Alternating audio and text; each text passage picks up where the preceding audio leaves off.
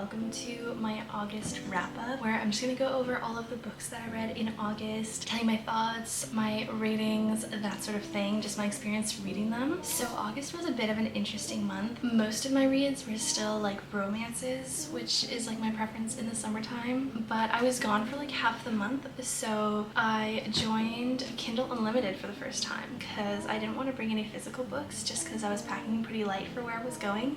So I just brought my Kindle and that's what I had read. So I didn't really stick to my TBR that much, unfortunately, but I did get a few physical books out of the way and I made some progress on some physical books as well. So that's pretty much it. Let's just get into it. Grab your coffee, grab your drink, and let's chat about the books that I read.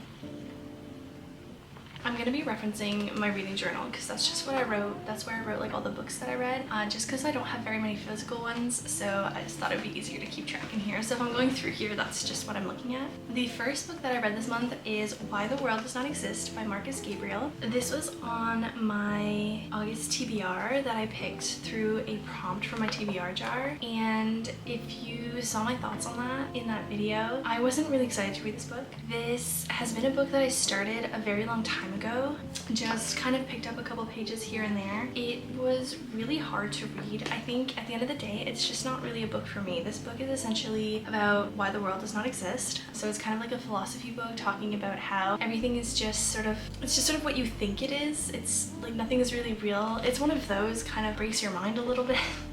I didn't love it. I thought the idea was cool, which is why I picked it up in the first place, but it was just kind of really full of itself, and it decided to describe everything and compare everything with like TV metaphors, like through like TV shows and movies and that kind of thing, and that just wasn't really for me. I don't know, I wouldn't really recommend it. I decided not to rate it just because it's like the only book that I've ever read of its kind, so I don't think I have like a very good rating system for it, and I just don't think that's fair to the book because this is just, it's just not for me, but I'm glad to have it done with. Yeah, it's very beautiful, but on the outside, not on the inside. I think that's all I'm going to say for this book. It is what it is. I don't think I would recommend it to anybody, but if it's your cup of tea. Okay, we're just going to move on from that. The next book that I read is Daughter of No Worlds by Carissa Broadbent. This book was so fun. It's the first book in a trilogy, so I listened to it as an audiobook. It was really fun. A little bit odd to get into at first. Like, it was good, but like you think it's more of like a cozy fantasy, I suppose, for like the first little bit, and then at like the halfway point it like completely takes a turn and becomes like a whole other book. So if you think the beginning is slow, just really stick with it. It really becomes a completely different story halfway through. It's basically about our female main character who is a like slave in her world, I suppose, and it also has like magical elements. She can create like illusions and like that sort of thing. Anyways, and she wants to like escape her like slave life, I suppose, and so there's something called the Orders, and they're kind of like some sort of, I guess they're like a council of like really powerful people, and she thinks that they can help her, so she like trains in order to become like one of them so that she can free herself and she can free like all of her friends. That's basically the premise of the book based on what I remember. And yeah, as she's training, so she's training with Max, who's our male main character, and romance ensues between the two of them, which was really good. And yeah, as she's training, things kind of just take a turn, and yeah, it really becomes a whole other story and kind of a whole other world, and it was really cool. I'm really excited to continue on the series. I thought it was super good, so I gave it 4 stars just because the beginning was really slow and it was kind of hard for me to connect to the book as a whole, but like it was really good. 4 stars. I will continue the series, but that's why it's not like any higher. I would say just the world building and everything at the beginning kind of took away from the immersiveness of the book for a first little bit. Okay, the next book that I read, I'm just gonna go through the audiobooks. So that one was an audiobook, and then I read the last 2 books in the Hot and Hammered series by Tessa Bailey. So that is Love Her or Lose Her and Tools of Engagement. I liked these both better than I liked the first book. I think I gave the first book like 1 star. It was I don't know, it cringed me out. It was like a One of Us is Famous trope. It just really wasn't for me. I like the found family in this and like the friend group. I thought that they were really sweet. I didn't really love the romances. They kind of all like icked me out a little. I did like the second one, but again, overall it was just really cringy. The spice wasn't for me. I gave them both 2 stars. I read this series because I just read It Happened One Summer not long ago, Row by Tessa Bailey, and I thought it was really good, but these were just not the same. Yeah, like I said, I liked the second one, Love Her or Lose Her. It's like a second chance. It starts with people who are married, a couple that is married, and they're going through some troubles. They kind of just like disconnected from each other, and it's all about them like finding their way back to each other and healing their relationship. And I just like that premise in books. That's just like, I love those kinds of books. So if anyone has any recommendations for that type of trope, I love those so much. I really eat those up, so please let me know. But this one, I really like the trope, but then the rest of everything just wasn't really for me, so I give it 2 stars. I guess like thinking back on it, I would maybe up it a little bit to like a 2.5, maybe a 3, but reading it, I don't know, it's just so cringy. Like they're just, I don't know, yeah, they're just so cringy. I couldn't do it. It was really tough to get through. Anyways, and then the next book is called Tools of Engagement, which is fun. It's the premise is that the female main character, she is like her family business kind of like flips houses, and she's always just been like the decorator for it, and she was like, no, like I want to flip these houses too. Like there's no reason that I can't be, you know, part of like the demo process and like the renovation process. I don't want to just like pick the fabrics out at the end. Like I want to like have more of an impact on it than that. Anyway, so she decides to like leave the family business and start that on her own. And then the male main character worked with like her family on like the demo and the construction of the houses, so he worked with that group, and then she left to, you know, start her own thing, and he decided to follow her and be part of her crew and help her with like her journey in flipping houses. So that's sort of the premise. And again, like this one I gave 2 stars just because the premise was really fun. Yeah, I thought the setting was fun, and I really liked the female main character. I thought she was a lot of fun. She's very strong-willed, just a very strong female main character, and she was really fun to follow along with, and her like character development was really fun. Anyway, so I gave that 2 stars because again, like it was just so cringy. I wouldn't really recommend it to anybody. If I were to go back, I probably wouldn't read them. I would probably just read something else at the end of the day, but the premises intrigued me, so I thought maybe I could get used to like the writing and like the cringiness of it, but I couldn't. So they're sitting at a 2 stars, and that's what it is. So the rest of the books I read on my Kindle while I was away. Okay, and then the last audiobook that I read is Things We Never Got Over by Lucy Score. This is so fun. This is the first book in the Knock 'Em Out series. A lot of people have read this, but if you haven't, this book is basically about our female main character, Naomi. She ditches her wedding. She decided not to go through with her wedding. It's her wedding day. She leaves him, I think like kind of at the altar type of situation. Anyway, so she's running away, and her twin sister is asking for her help. So she goes to the small town where her twin sister lives. Her twin sister is like nowhere to be found, and everybody in the town thinks that she is her twin sister, and they just start treating her really poorly. Everybody hates her twin sister, and they don't understand that like she's not her twin.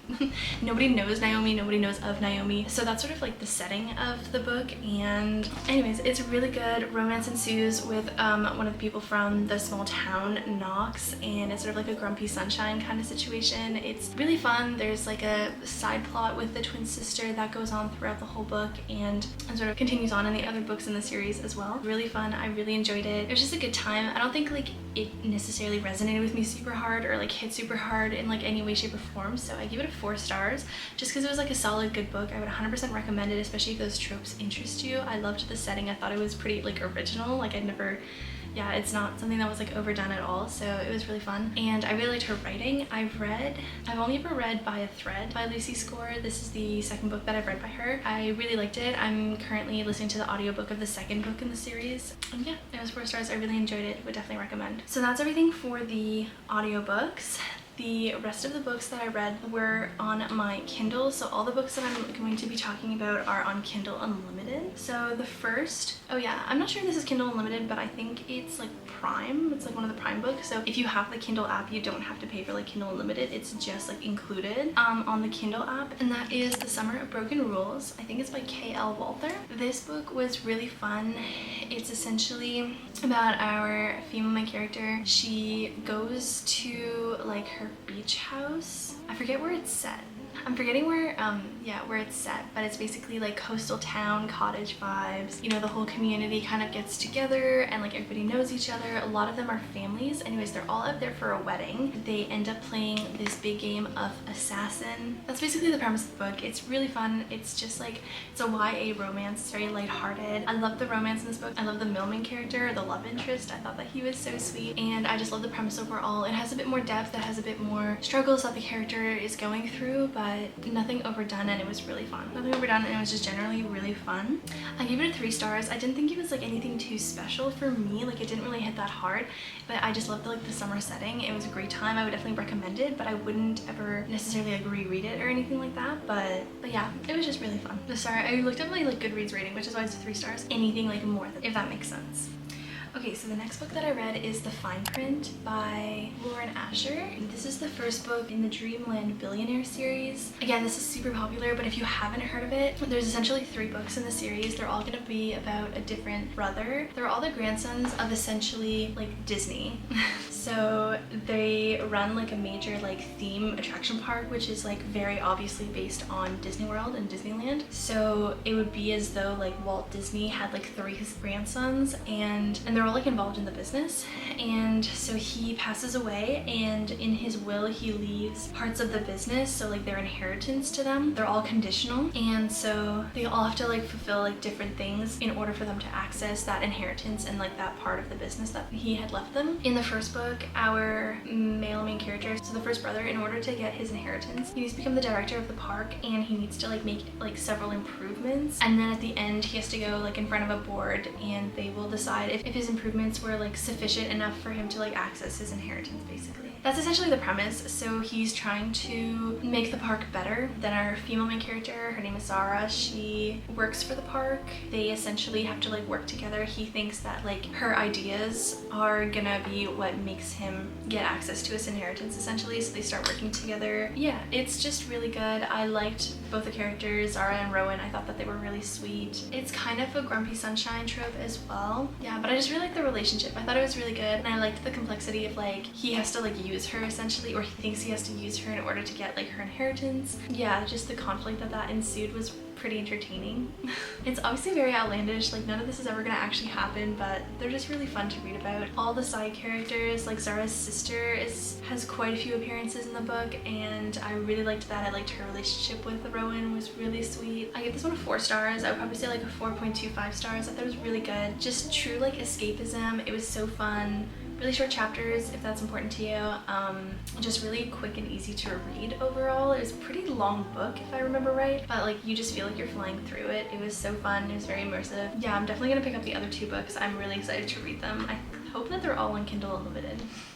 We shall see, but it was really good. I would definitely recommend it. The last book that I read is Addicted to You by Kristen Becker Ritchie. I did read this because it was on Kindle Unlimited, but I have the physical copy, so I'm gonna chat about it here. I first picked up this book a little while ago, and I got to page 50 before putting it down. It wasn't really for me at the very beginning. Like, I don't know, I didn't really care at the beginning. I don't know, it didn't really grab me right away. It felt kind of repetitive almost by the time we got to the 50% or 50 page mark. I was like, I don't know, I feel like we're just doing the same thing, but then right after I feel like it really picked up. So this is a pretty old series, also a pretty popular series, so I feel like most people have heard of it by now, but it's essentially about 2 characters who are childhood friends. They grew up together, and they both have their own addictions that they're trying to hide from their families in the world, so they kind of enable each other and support each other so that they continue living their lives, which is a pretty interesting concept. Very toxic obviously, but really fun to read about. And yeah, I think that it's really great that they made this into a series. I feel like this book, once I really got started, it just flew by, and I think that there's still a lot to go through with these characters. Throughout the book you meet more characters, and they sort of become part of like this found family and this big friend group that they're sort of cultivating now, which was really great. I loved all of them.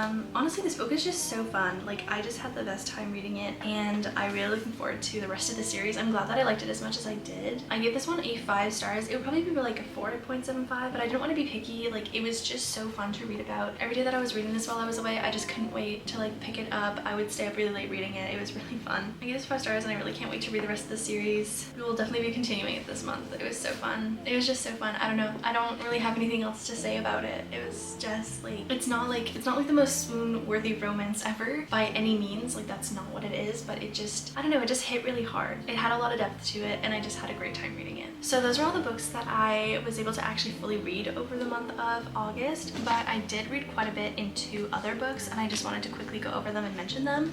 The first is Golden Sun, which was also on my TBR. I read a little bit of this book. I'm about at like the quarter way mark right now. I definitely want to continue reading this in September, but I did just want to quickly mention it because it was like a book that I spent a little bit of time reading this month. So this next book was a book that was supposed to come out at the end of the month, but my bookstore released it early. I just went in there for like just to browse quickly, and I saw it on the shelf and I was like, what the heck, this is not supposed to come out for like another like 3 weeks or 2.5 weeks at that point. Obviously I bought it and I started reading it immediately, and I really wanted to finish it before the month was over, but I left and I didn't want to bring any physical books with me like I said, so I left it here. But I'm on page 260, but on page like 260 I have like 150 pages left of it. It's really good so far. This is part of the Maple Hills series. If you didn't know, which like the first book is Icebreaker, the second is Wildfire. The main male character in this book is Henry, which we got a lot of content with Henry in the first 2 books. He is definitely a fan favorite and definitely a favorite of mine. He's so sweet. Yeah, and I really like the way that the route that the author went with this book, and I really like the love interest for Henry as well. Hallie, she is so sweet. I definitely relate to her a lot. It's really fun to read about, and yeah, this is just like such a sweet, fun time. I'm so glad that my bookstore had it out early because I can read it so much earlier than I could have otherwise. It was a little bit too bad that I had to take such a long break between like the first half and like the second half of the book, but it is what it is, and I'll definitely be reading this in September. I'm so excited. And the last book that I started in August but that I didn't finish was Same Time Next Summer by Annabelle Monaghan. This was on my TBR for the month, which is why I read it. The month before I read Summer Romance by this author and I gave it 5 stars. I really liked it, so I was really excited for this book. I got to page 140 out of like 280, so I'm actually exactly halfway through. It's been pretty hard to read for me personally. I didn't realize, I don't know, I don't want to like give anything away, but this basically just has a trope in it that I'm not a fan of, and it's just going on for a really long time, which is making it hard for me to root for the love interests I think that are going to be together, which is kind of hard if you're not rooting for the love interests in a romance book. So it is what it is. I would like to finish it this month just because I only have 140 pages left. If I don't read it this month, I don't know, it's just gonna be like another one of those books that I'm like halfway through, which is not ideal. I think it's sweet, like there's like past and present timelines, and like I do want them to be together. I just wish that this other trope wasn't in the way. I'm just like not a fan, especially not for it being halfway through the book and that still being a situation that is going on. Anyways, I don't want to be too specific because I don't want to give anything away, even though I think some of it's on the back of the book, but even then I feel like sometimes the back of the book gives away too much, so I'm not gonna disclaim what it is in case anyone wants to go in blind, but that is just my feelings towards it right now. But yeah, I felt like this was another honorable mention because I did get halfway through the book, and if I didn't have to leave and like not take any physical books with me, I definitely would have finished it, but I just didn't have time to do that before I left. Okay, so those are all the books that I read this month. I only fully read 8 books. I read 2 physical books, kind of. I read 2 physical books, even though Addicted to You was like somewhat physical and somewhat on the Kindle. I read 3 audiobooks and 3 Kindle books. So yeah, I feel like 8 books is pretty good. I've been keeping track of like how many books I read every month on this little tracker, and the last one there, purple, is August. It's definitely in the norm in terms of like how many books that I read per month, although lately I've started reading a little bit more, which has been really nice, and I definitely would have read more if I didn't have to go away. But it is what it is, and I would still say that's a pretty successful reading month. I really enjoyed most of the books that I read, especially if you don't count like those audiobooks that I kind of just was like going through, get through, I guess. But not counting those, all the ones that I either read like physical copy or on the Kindle, I really loved. Lots of like romance series this month, starting and like continuing. All in all, I feel like it was a pretty spread out month, like high highs, low lows in terms of reading ratings and like quality of books and stuff that I got into. Mostly romance, not a huge variation in terms of the genres, but hopefully that'll change in September, going into a bit more fall and a bit more fantasy, dark academia type of vibes. Hopefully the September TBR will be a bit more diverse than this month was, although I had such a great time reading my romance books and just immersing in the escapism that they offer was really fun. I hope you guys enjoyed. I hope you maybe got a book recommendation or 2 from this video. If you have any for me, please make sure to leave them down below, and for that, I'll see you guys in the next one. Bye!